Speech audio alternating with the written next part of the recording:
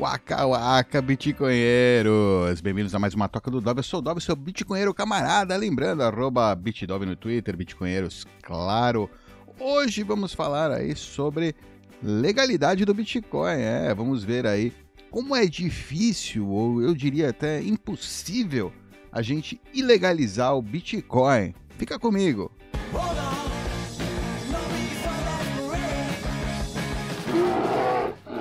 Oh, yeah! Lembrando aqui que esse vídeo tem alguns vídeos aqui no canal um pouco mais antigos, né? Que estão relacionados a isso. Esse aqui, por exemplo, o Bitcoin e isso é suficiente. Paralelo de 85 com o Bitcoin. Todos esses vídeos aqui do Built-On tem a ver com esse tema, né? O tema da como caracterizar o Bitcoin legalmente. Então é legal, legalmente, na real é de verdade, né? Não usando metáforas apenas, né? Como a gente não pode definir o Bitcoin como dinheiro, ou como moeda, ou como algo específico. Além disso, né? Tem a série aí Toca do Coelho Bitcoin, né? Com o Derdid, que também vai tratar e vai tocar nesses assuntos aqui, especialmente, eu acho que esse aqui, né? Força nos números. Esse aqui toca, acho que num dos assuntos que hoje a gente vai conversar aí, que é outro artigo do Derdid, as implicações de, né, ilegalizar o Bitcoin, que, por sorte, temos aí uma tradução, né, tradução em português do Explica Bitcoin, e é isso que a gente vai usar hoje aqui, né, para conversar, eu vou ler isso aí diretamente, né, essa aqui é uma tradução feita aí pelo Leta. Alright, perfeito, o artigo é lá de agosto, né, agosto de 2021, mas é mais atual do que nunca, porque a gente está vendo aí, né, pessoas querendo ilegalizar o Bitcoin, legalizar a mineração de Bitcoin e, né, como a gente teve aí essas semanas a série aí sobre mineração, a gente já entende melhor o que é a mineração e aí você para pensar e peraí, mas é só uma loteria? Como é que você vai ilegalizar pessoas sorteando números aleatórios?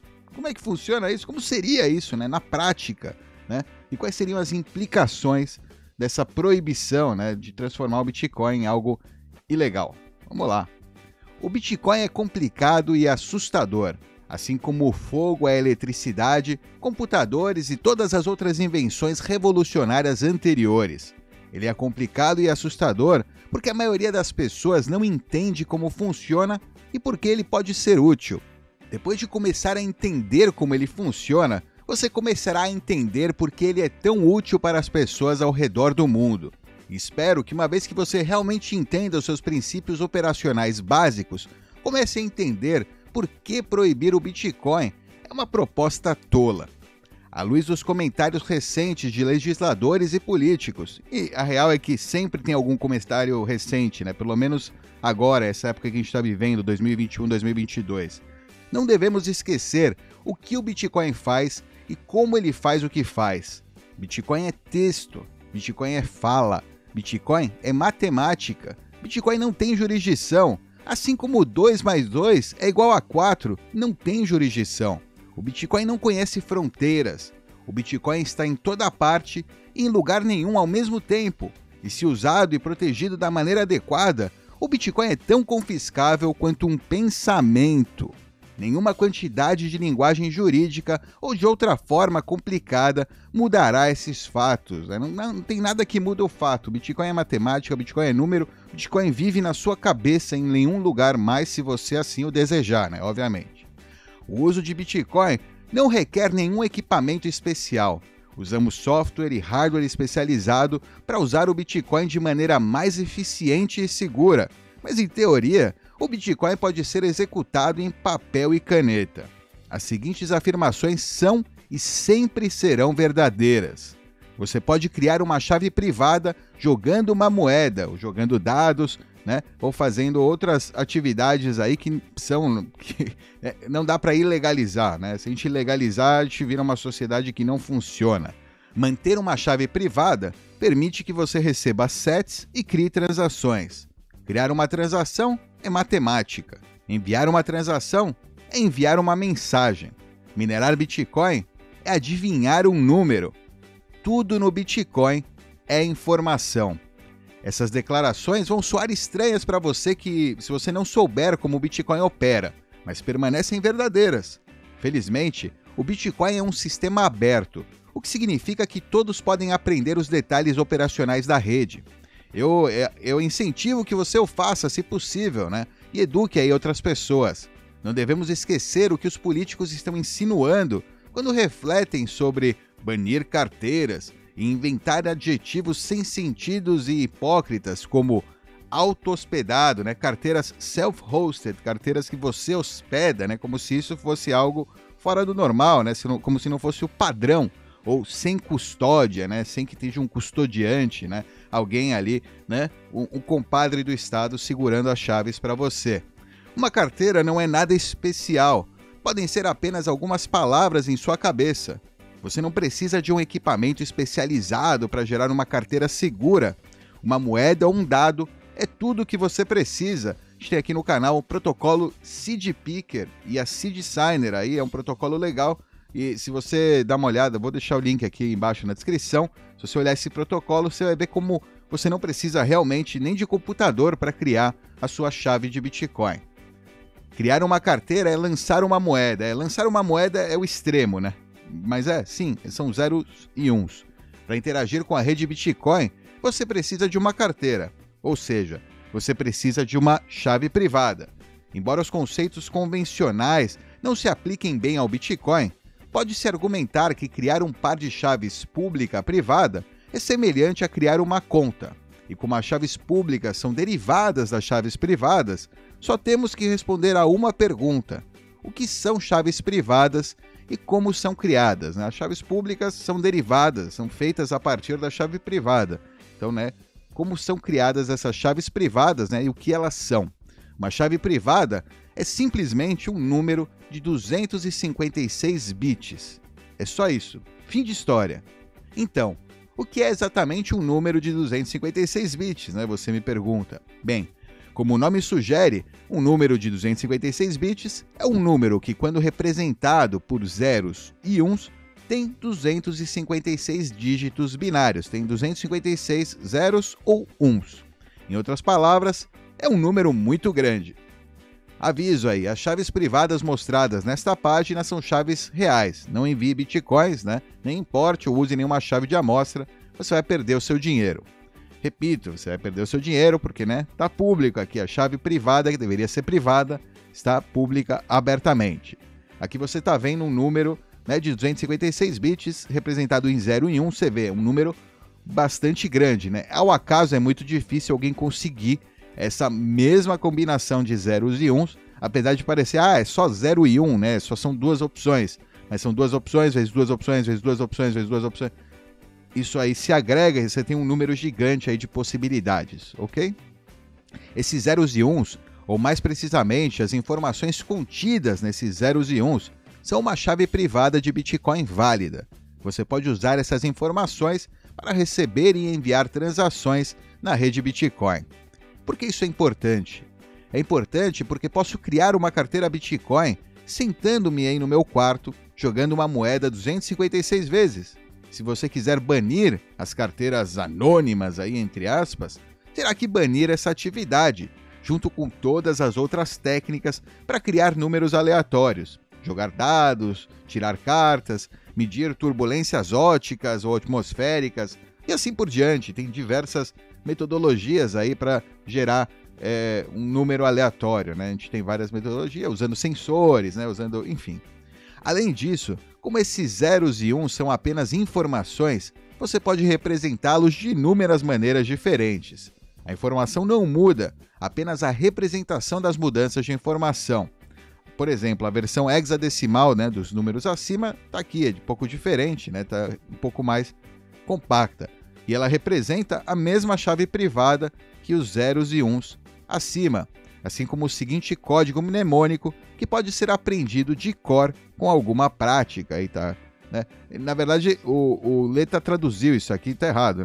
O código mnemônico aqui abaixo deveria ser em inglês. Geralmente a gente usa uma seed, que é em inglês, são palavras em inglês que são derivadas aí, então a partir daquele número aleatório para facilitar, porque imagina você ter que anotar isso aqui, anotar zeros e uns, é complicado, é difícil, a não ser que, bom, tem alguns protocolos aí hoje em dia, que você faz buraquinho, você poderia usar que nem aqueles computadores das antigas, Que 0 é se não tem buraco e 1 é se tem um buraco, né? Então é tipo cartão com buraco esburacado, e tem um buraco, não buraco, aí 3 buracos, não buraco, 2 buracos, enfim, né?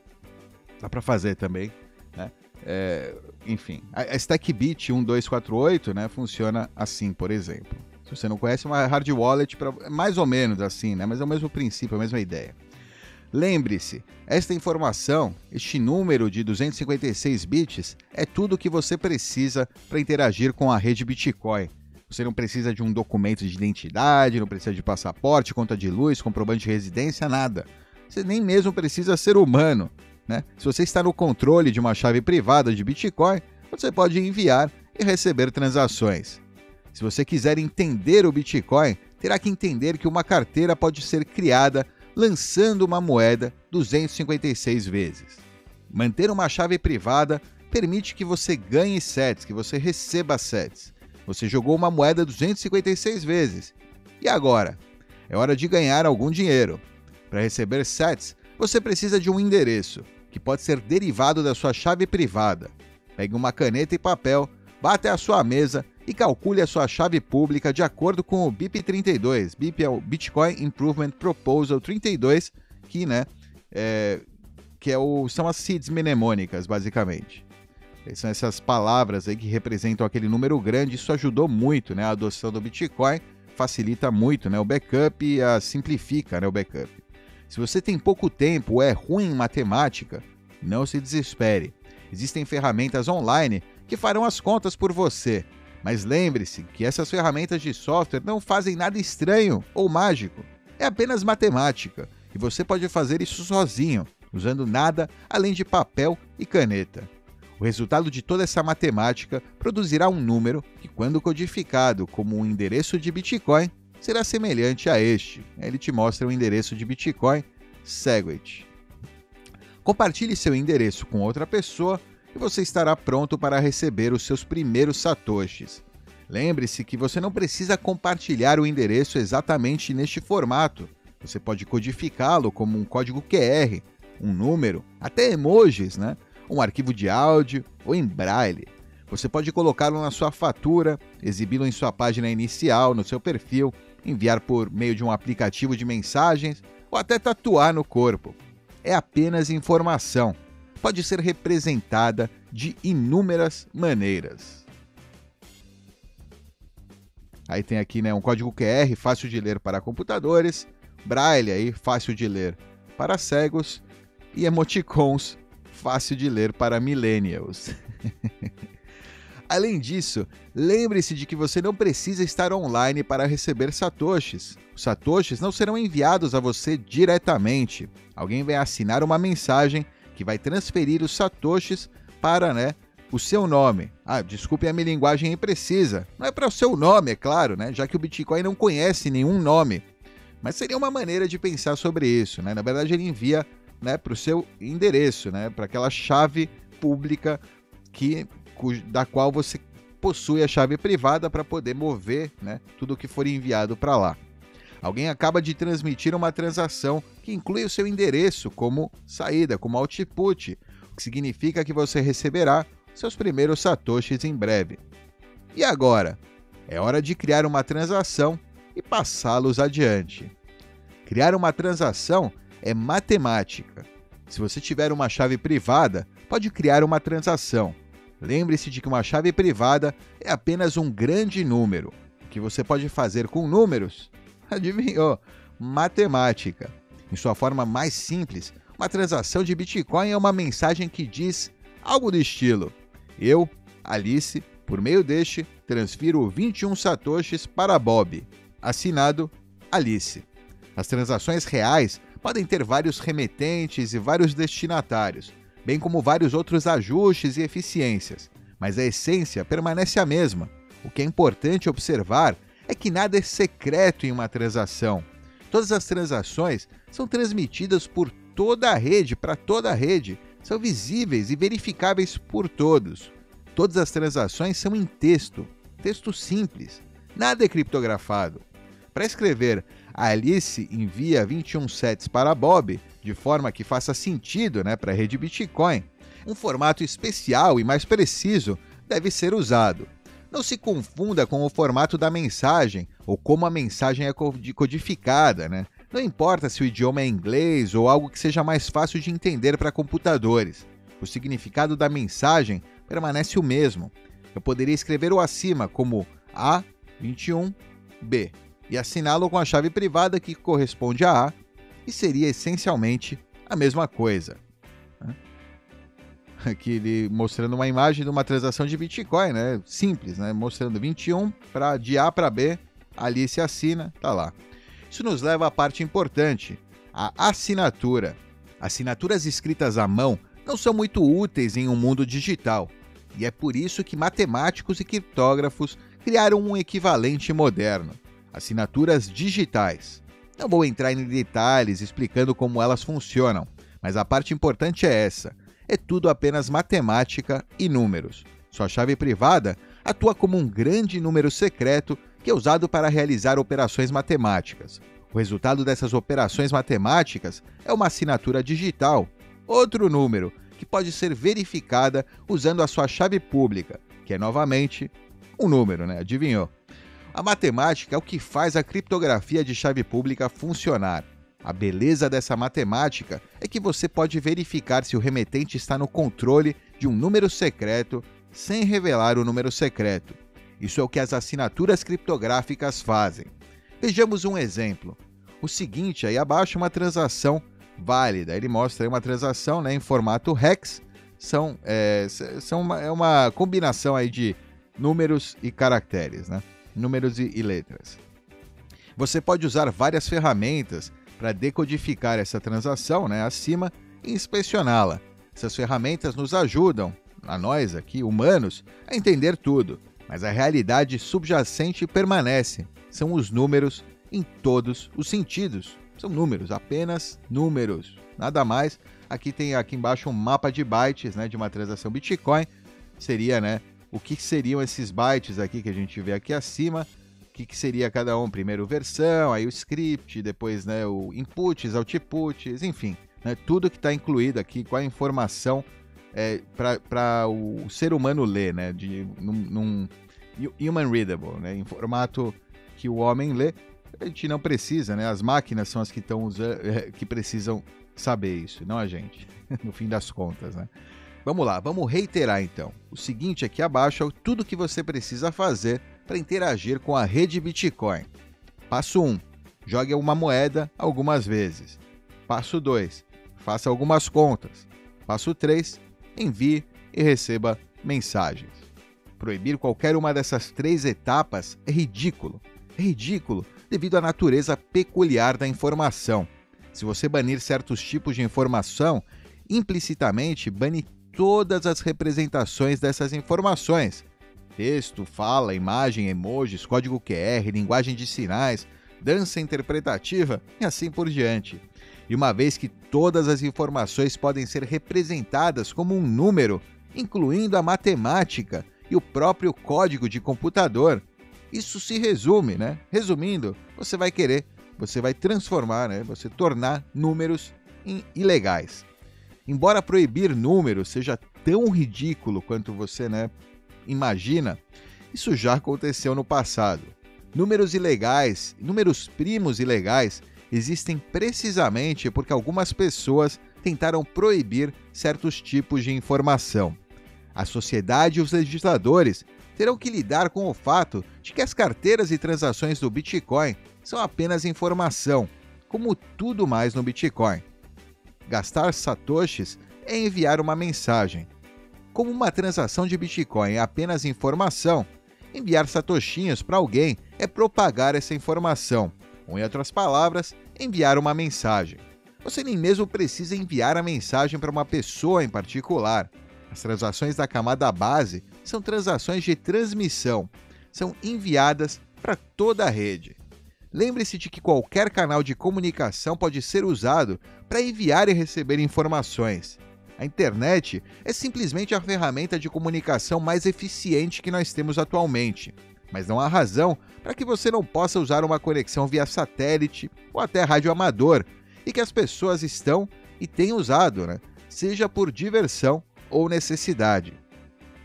Realmente é possível, né? A gente tem aqui no canal, tem um vídeo sobre mula Bitcoin. Dá uma olhada, fala sobre isso. E alguns outros vídeos também sobre esse assunto. O fato de que gastar satoshis está enviando uma mensagem não muda nas camadas superiores. Os nodes, os nós na Lightning Network estão fazendo a mesma coisa. Eles estão enviando mensagens de um lado para o outro. Nada mais, nada menos. Isso esconde duas verdades sobre o Bitcoin à vista de todos. O Bitcoin é um protocolo de mensagens. Todas as mensagens são em texto simples, né? Podem ser lidas por todos. Tudo que é transmitido dentro do protocolo Bitcoin pode ser lido por todos, pode ser entendido por todos. As mensagens podem ser enviadas por meio de um canal de comunicação criptografado, mas as mensagens do protocolo são e sempre serão em texto simples. Elas têm que ser. O ponto principal do Bitcoin é que tudo pode ser facilmente verificado por todos. Proibir o Bitcoin implica proibir o envio de mensagens. Lembre-se de que estamos lidando com informações puras. As informações podem ser codificadas de maneiras virtualmente infinitas, formatos diferentes, o mesmo significado. E aqui está o ponto crucial. Você não pode proibir o significado de uma mensagem. Se você não conhece o protocolo, o significado da mensagem, você não vai entender o significado da mensagem. Se você não fala o idioma, não sabe o que está sendo dito ou por que está sendo dito. Isso nos leva à última peça do quebra-cabeça do protocolo Bitcoin, a mineração. Minerar Bitcoin é adivinhar um número. A maioria das pessoas não entende o que é a mineração de Bitcoin e como ela funciona. Eles não falam a língua do Bitcoin, falhando em entender o que é falado e por que é falado em primeiro lugar. Os mineradores de Bitcoin não estão fazendo nada de especial, assim como os computadores não estão fazendo nada de especial. Eles estão analisando números, calculando. Não muito tempo atrás, quando você dizia computador, você estava se referindo a uma pessoa que computava, que calculava. Era uma descrição de trabalho, não uma coisa. A maneira mais eficiente de calcular os números era pagar a uma pessoa para sentar e fazer as contas, né? Antigamente, antes dos computadores como a gente tem hoje, os computadores eram caríssimos, computadores eram gigantes e caríssimos, então a gente usava pessoas, contratava, geralmente, na sua maioria, mulheres, Era um trabalho feminino de calculadora, de computadora. Com o tempo, construímos engenhocas cada vez mais eficientes para fazer as contas por nós. Hoje, quando dizemos computador, queremos dizer algo que usa microchips em vez de cérebros para fazer a computação. Mas a realidade subjacente não mudou. Os computadores analisam números. Eles não fazem nada de especial, tortuoso ou mágico. O mesmo é válido para ASICs, as máquinas especializadas de mineração de Bitcoin. O Bitcoin, como o software da NASA antes dele, também pode ser executado em um substrato humano. Não precisamos de ASICs para minerar Bitcoin. Poderíamos fazer isso manualmente. Poderíamos usar nossos cérebros. É lento, complicado e ineficiente, mas possível com certeza. Aqui tem, minerando com a mão, um cálculo de que alguém fez, tem uma imagem de cálculo de mineração com a mão, calculando o SHA-256. Assim como você pode usar pombos em vez de computadores para operar a internet, você pode usar humanos em vez de chips de silício para executar Bitcoin. Seria altamente ineficiente, é verdade, mas funcionaria. Como Ken Shirriff mostrou em seu vídeo de 2014, o SHA-256 é simples o suficiente para ser calculado com caneta e papel. Ele conseguiu fazer uma rodada de SHA-256 em 16 minutos e 45 segundos, o que resulta em uma taxa de hash de 0,67 hashes por dia, bem baixa comparado às máquinas especializadas de mineração, os computadores. Estou mostrando tudo isso para tornar explícito quais são os blocos de construção básicos do Bitcoin: números, matemática e troca de mensagens. Isso é verdade para todos os processos no Bitcoin. Não importa se você cria uma chave privada, obtém uma chave pública, gera um endereço Bitcoin, extrai um bloco, assina uma transação, ou abre um canal Lightning. Tudo o que você está fazendo é descobrir ou encontrar grandes números, manipulá-los por meio de equações matemáticas e enviar o resultado dessas equações para os seus colegas. É só isso. A comunicação não perde a proteção constitucional como discurso simplesmente porque é expressa na linguagem do código de computador. Fórmulas matemáticas e partituras musicais são escritas em código, ou seja, notações simbólicas não compreensíveis para os não iniciados. E ainda assim, ambas são cobertas pela primeira emenda dos Estados Unidos, a Constituição dos Estados Unidos. Se alguém escolheu escrever um romance inteiramente em código de objeto de computador, usando sequências de 1 e 0 para cada letra de cada palavra, o trabalho resultante não seria diferente, para fins constitucionais, do que se tivesse sido escrito em inglês. Isso é um caso aí, Junger contra Daley, que lidou com esse tema, tema de proibição, estava querendo proibir código, proibir de se transmitir código para outros países, e a defesa veio com a ideia de que, não, peraí, código é discurso, código é matemática, código são palavras, é discurso, é uma maneira de você se expressar, Então está protegido, por exemplo, no caso pela Constituição dos Estados Unidos, entra dentro do que seria considerado liberdade de expressão, você escrever código e publicar esse código e compartilhar esse código com quem você quiser. Depois de entender que o Bitcoin é informação, que os computadores e a internet são apenas os melhores substratos para transformar e transmitir essas informações, as implicações de proibir o Bitcoin devem ficar mais claras aí para você. Você pode colocar o Bitcoin em um livro, o que significa que você teria que proibir a publicação de livros. Você pode falar Bitcoin proferindo aí 12 palavras, o que significa que você teria que proibir a fala. Você pode extrair bitcoins com uma caneta e papel, minerar Bitcoin, o que significa que você teria que proibir a matemática, o pensamento ou a escrita. Você pode armazenar Bitcoin na sua cabeça, o que significa, claro, que ter certos pensamentos é ilegal, Se guardar Bitcoin for ilegal, ter na sua cabeça Bitcoin, se você pensar sobre aquilo, você está cometendo um crime, se legalizarem, se proibirem o Bitcoin. Se ter 12 palavras na sua cabeça é ilegal, algo está terrivelmente errado com a lei e com a sua sociedade. Se a polícia invadir o seu prédio porque você está encontrando ou criando um número aleatório na privacidade da sua própria casa, algo está terrivelmente errado com a polícia. Se a troca pacífica de mensagens é vista como perigosa ou imoral pela sociedade, algo está terrivelmente errado com essa sociedade. Se falar ou saber números se tornar um ato criminoso, eu não quero ser um cidadão cumpridor da lei para início de conversa. O Bitcoin é pura informação. Ele utiliza as propriedades da informação, bem como a transformação da informação, a computação, para construir uma construção compartilhada que podemos concordar, onde todos podemos concordar e verificar de forma independente. Não é nada além de matemática e números, zeros e uns, enviados e recebidos por participantes voluntários que desejam enviar e receber mensagens em paz. Uma chave privada de Bitcoin é um grande número. Quando representado como palavras, esse número pode ser armazenado em sua cabeça.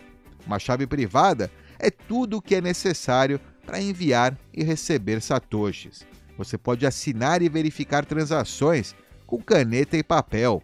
Você pode minerar Bitcoin com caneta e papel também. O Bitcoin é apenas um protocolo de mensagens que faz essas operações de forma eficiente e automática. Compreender o Bitcoin a partir aí dos seus fundamentos iniciais tornará óbvio que a ideia de banir carteiras criptográficas anônimas não é viável. Você teria que proibir a geração de entropia, de aleatoriedade, o ato de criar números aleatórios. Você teria que vigiar a todos o tempo todo, chutando as suas portas e prendendo-os quando eles sentassem e começassem a jogar uma moeda ou dados. Você teria que aprovar uma legislação que criminalizasse o próprio pensamento, já que criar uma carteira de Bitcoin anônima, como eles dizem aí, nada mais é do que criar 12 palavras aleatórias. Caros legisladores, pergunto-lhes sinceramente, estão preparados para proibir o pensamento? A matemática deve ser ilegal? Você realmente acredita que proibir o discurso é uma boa ideia? Espero que todos possamos concordar que o pensamento e a palavra são fundamentais para uma sociedade livre e próspera. E espero que, à medida que mais e mais pessoas entendam como o Bitcoin opera, os cidadãos e legisladores percebam que o Bitcoin é apenas isso: pensamento e palavra. Meu amigo, pois é. Como eu falei, vários vídeos ali do Build-On, super relacionados com isso aqui, é uma extensão, acho que vale muito a pena ver. São vídeos que são das antigas, né? Então estão meio, você vê só 255 visualizações e tal. Vale a pena você olhar, porque são conteúdos bem interessantes aí também, né? O Derdid, esse aqui já tem um pouco mais de visualizações, né? Essa série Na Toca do Coelho Bitcoin, entrando na Toca do Coelho. Muito legal, o Derdid escreve muito bem, resume legal, e são conceitos aí fundamentais, importantes, né, de aprender. Você vê a lição número 6, está aqui: o poder da liberdade de expressão, né? E por que a América não pode regular o Bitcoin, do Build-On. Então aqui, ó, que legal. São 2 artigos legais aí, relacionados aqui com o texto, que estão aqui nos vídeos. Acho que o do por que a América não pode regular é esse aqui, o Bitcoin isso é suficiente. É isso aí. E o da Toca tá aqui, né? Toca, acho que tá em filosofia. A parte de filosofia, a lição número 6 aí da filosofia, que é sobre o poder da liberdade de expressão. É isso aí. Um texto muito bom, muito importante. A gente vai falar mais aí sobre leis e o caramba. Tem um vídeo aí vindo essa semana também sobre o assunto. Então fiquem ligados aí. Compartilhem, curtam, comentários aí. Nos vemos na próxima. Tchau!